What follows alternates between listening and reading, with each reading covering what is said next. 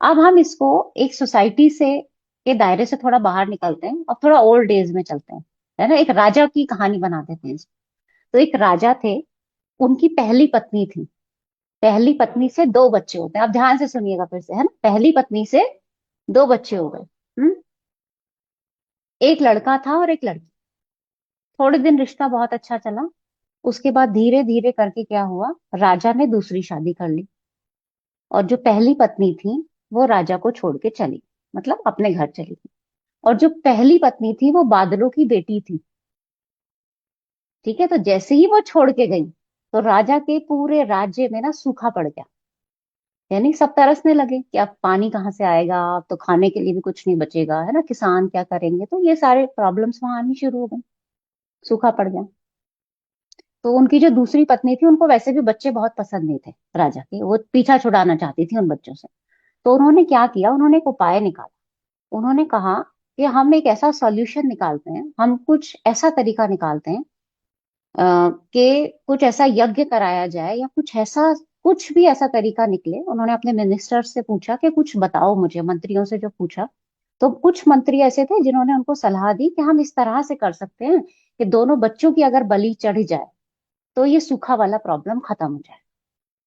तो दूसरी पत्नी ने सोचा कि ये तो बड़ा अच्छा उपाय है, बच्चों से भी पीछा छूट जाएगा और पहली पत्नी से जो बदला लेना है वो भी मेरा काम हो जाएगा, और ये तो मेरी सारी समस्याओं का समाधान है। तो उन्होंने क्या किया, दोनों बच्चों को पहाड़ी पे भेज दिया।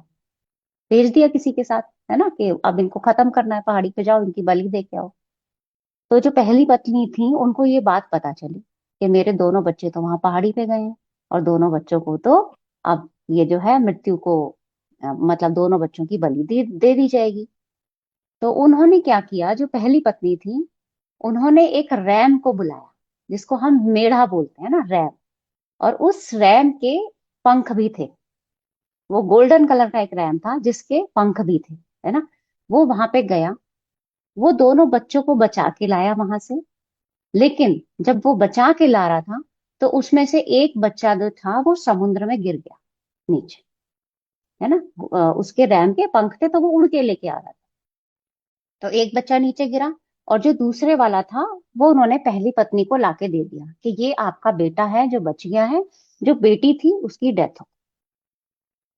लेकिन वो एक बच्चे को पाकर भी वो लेडी बहुत खुश थी।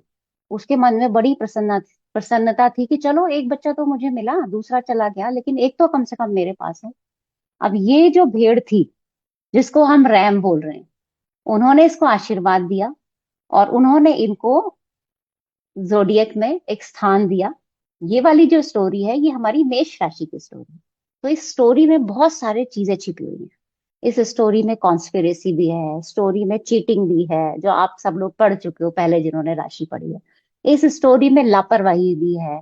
इस स्टोरी में एक चीज खत्म होके एक चीज की शुरुआत भी हो रही है।